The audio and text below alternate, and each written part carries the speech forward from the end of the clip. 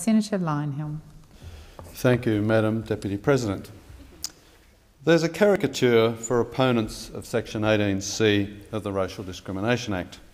They're supposed to be racists who are itching to offend Muslims, Asians and Aborigines.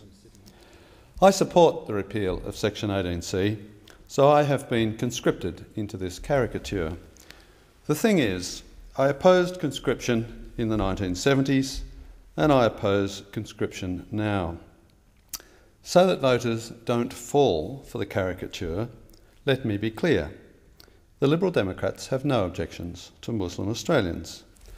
I voted against every one of the draconian national security bills, which gave government and law enforcement bodies increased power to harass Australians, including Muslims, without due process or scrutiny. I oppose Australia's counterproductive military involvement in the Middle East and Central Asia, which has been ratcheted up without parliamentary scrutiny. I oppose restricting immigration on the basis of religion. We must properly screen individuals, not groups, based on their character, criminality and commitment to liberal democratic values. Indeed, there is a strong case for making citizenship conditional on these qualities. I believe food companies should be free to purchase halal certification, as long as it's in a free market and not funded by taxpayers. And I believe Muslim women should be free to wear clothes that cover their face if they wish, although I strongly prefer to see the faces of my fellow Australians because it's important for building mutual empathy.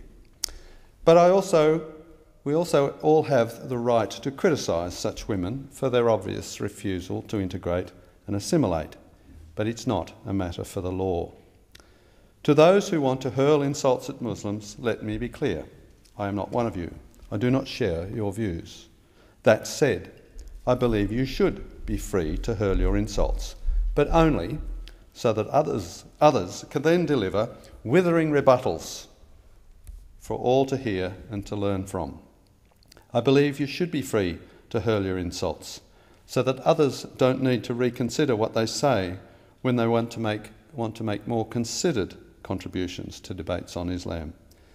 And I believe you should be free to hurl your insults because then there would be no need for the speech police, and abolishing this office would then mean we could all get a tax cut.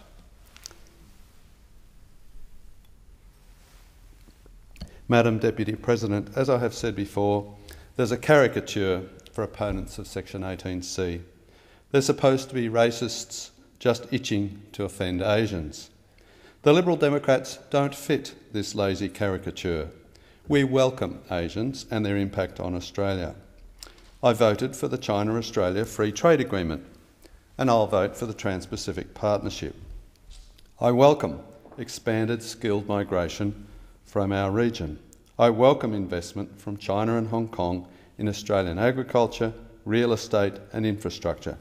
And I welcome cheap Chinese steel imports. Each of these serve to boost the incomes of Australian businesses and workers. Every party other than the Liberal Democrats has opposed trade, skilled migration or investment from China through their recent actions in this place. So when you're looking to cast someone as anti-Asian, don't take the lazy approach of singling out opponents of 18C. Look to those who supported the screening of modest foreign investment in agriculture, including the Coalition and Family First. Look to Senator Lambie and One Nation, but also look to those strident defenders of 18C who just can't stop dog whistling about the yellow peril: Labor, the Greens and Senator Xenophon.